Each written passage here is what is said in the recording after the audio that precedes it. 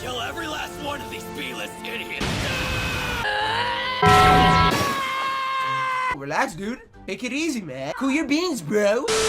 A crash out. A damn crash out. Now you've probably heard this term a lot, especially recently. For example, someone might say, hey yo, Usher was holding my girl like this, I'm about to crash out. Or if I find out that someone thinks One Piece is trash, I'm like, hey yo, you think One Piece is trash? I'm about to crash out. Then I just go and RKO them. You're not that guy, pal, trust me. You're not that guy. You probably heard the word crash out in ways similar to those. Some of you know what it means, but some of you might not, so you're probably wondering, what's a crash out? A crash out is basically what someone turns into when they get so mad that they don't care about life, they don't care about nothing, they just want smoke. Extreme level crash outs don't even have to get mad, they just naturally don't care about their life, they just want violence and malice. Anime does have a good several amount of crash outs. Some crash outs can be evil, some crash outs aren't really evil, but the common trait between all crash outs, evil or non-evil, is that once they're in that mode, they don't care about nothing else but violence, and if you're on the receiving end of that, then you might be cooked. In this video, I'm gonna talk about some of the most wild crash outs in all of anime. You can tell these people take pleasure in being a crash out. Like Bakugo from My Hero Academia,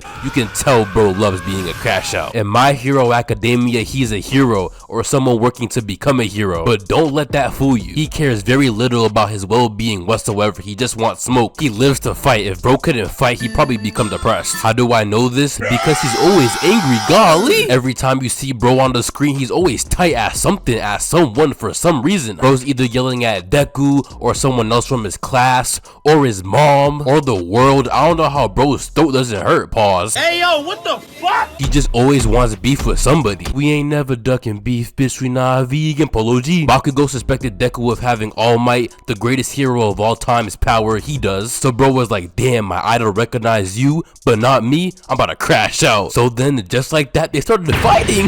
I low-key forgot where they're fighting at, but I know it takes place at some facility that their school owns because they're a part of a school, a hero school. In other words, they should not be fighting there. But one thing about crash outs is that they don't care where they're fighting at. If they want to fight, they're gonna fight. That's why it's very important to steer clear of crash outs, because if you look at one the wrong way, you're gonna end up fighting in a church. They kept fighting, you know what I'm saying, and the fight was some heat. Bakugo was expressing his emotions mid-fight. Didn't make him any less of a crash out though. Bro was still screaming in my ear trying to end Deku's life. Now for this next thing I'm gonna talk about, he isn't really a crash out for this, but he's low-key a crash out for this. Bro was in a sports festival at a superhero school, and the final part of the festival was a fighting tournament, a perfect place for a crash out to release all their energy and malice. In his last fight to win, his opponent didn't go 100%, so he felt cheated that he won.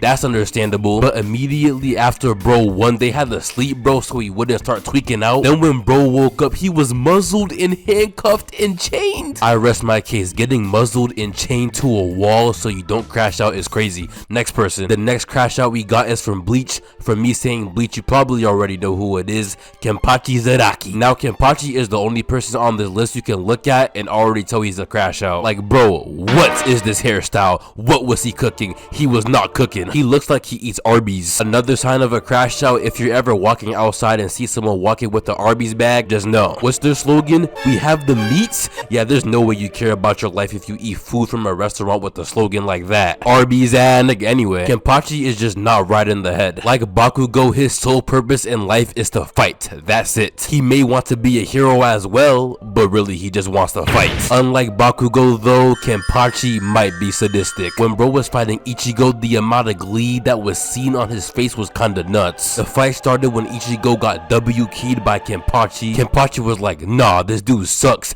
and opened up his chest so Ichigo could get a free shot with his sword, his sharp sword. Ichigo took that opportunity and bro did no damage. Then mid-fight when Ichigo finally got strong enough to do some damage to bro, Kenpachi was smiling while getting cut. He was like genuinely enjoying being in pain. Also when the fight, Ichigo sliced Kenpachi in the chest like 4 times. He stepped back and started laughing it off. Another major sign of a crash out, if you're fighting someone and they start laughing and smiling at the pain you're inflicting on them, GG, I'm not gonna lie. At that point, you're face to face with an S tier crash out. If you're not the main character, you're gonna be cooked. Mid fight, Ichigo was like, hey bro, why are you not in pain when I cut you? Kenpachi was like, what do you mean? How could you not relish in and enjoy the pain that comes with battle? It's magnificent. I love it. What? Kenpachi's just one of those dudes you look at and you just say, damn, what the fuck? A good day for Kenpachi means his life almost ends like 5 times. In fact, almost every time bro fights, he puts restraints on himself so he can enjoy the fight more because he's too strong. Like this eye patch, he wears it to make it harder for him to fight. Not only does it make bro only see from one eye, it also suppresses his full power. And then bro also has bells in his hair, so if he pulls up on you, you hear him coming. So basically bro pulls up to life or death battles, not trying, just so he can see what it feels like to almost get cooked. Clearly bro takes being a crash out very seriously. In fact, the only reason why bro's name is even Kenpachi is because he is a crash out. In all that show's history, there were 11 different Kenpachis. This Kenpachi is the 11th one. The Kenpachi name gets passed down from crash out to crash out. It's kind of beautiful, to be honest. If I ever get the she busy right now little bro text, I'm gonna become the 12th Kenpachi. The next crash out I'm gonna talk about would definitely have to be Monkey D. Luffy. The main reason why Luffy was able to go from a regular pirate to one of the strongest pirates in the entire show was because he's a crash out. Luffy may not be as mentally, emotionally, and neurologically insane as Kenpachi, but he's definitely still mentally, emotionally, and neurologically insane. The way bro doesn't even think twice about invading the most heavily guarded prison in One Piece is kinda nuts. I get bro's brother got captured and he wanted to save bro, but like damn, not even a second thought? Not even a oof, I don't know man, that's impo down. Nah. Bro just snuck in, tapped in with Buggy, tapped in with this dude, tapped in with Bon Clay, got sheets by a poison man named Magellan, got revived by a person named Ivankov W-Mans. Once bro finally got to Ace's cell, guess what? Ace was not there. So him, Ivankov, Jinbei, and like mad other people escaped the prison, went to Marineford where Ace was being held. Marineford became a battlefield. Luffy then proceeds to dive headfirst into said battlefield, yelling mad loud so everyone can know he's there. The strongest pirate in the entire show happens to be there because he's trying to save Ace too. So you want to know what Luffy does? Luffy, not even close to as strong as bro, wants to say some, hey you, white beard, first of all, that beard isn't even a beard, goofy. Second of all, I'm gonna be the king of the pirates, not you, and I'm saving Ace, layman. Third of all, take that do-rag off, you are not wavy, you're 70 years old, you are bald. Lastly, suck my dick. Bro said all that, and by all of that I mean like 1/4 of that, with no fear in his heart. Everyone on that battlefield was shocked. Some call it dog, some call it being a crash out. I call it both. Mainly being a crash out though, but it's both. Either way though, bro did end up saving Ace until he didn't. No! Luffy also went and punched a whole celestial dragon. In One Piece, that's like the most crash out thing you could do. It was for a good cause though. His mans got shot by a celestial dragon. To be honest, I don't even blame bro for doing it. Sometimes you gotta crash out, I'm not gonna lie. In my past videos, I have said Luffy is a dog. He is also a crash out. There is a difference. Dogs think about their well-being and the consequences before they do something. Crash outs don't think at all, they just do. Sometimes Luffy thinks, sometimes he does not. The final crash out that will be discussed is none other than Ryumen Sukuna from JJK. I feel so bad for Itadori for having Sukuna in him. Wait, pause.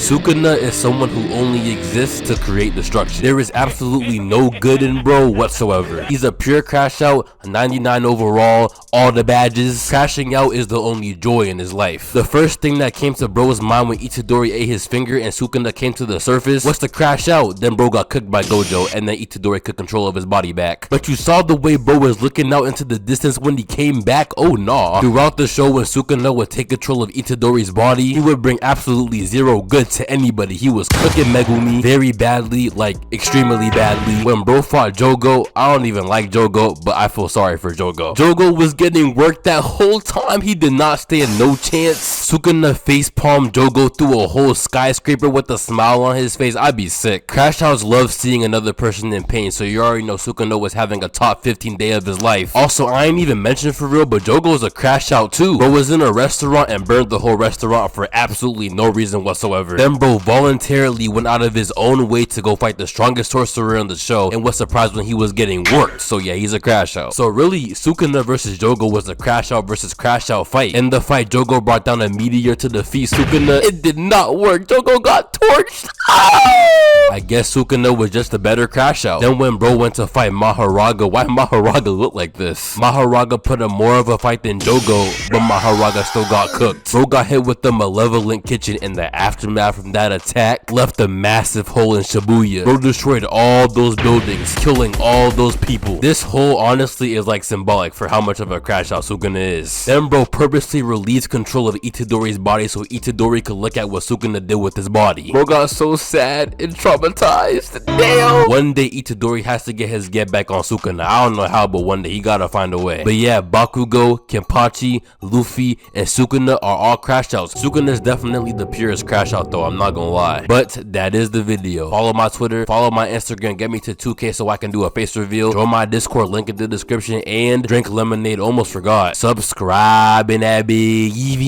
That's a lot of talk, hey bitch, bring your racks out. Went to Brazil, chillin' with a supermodel.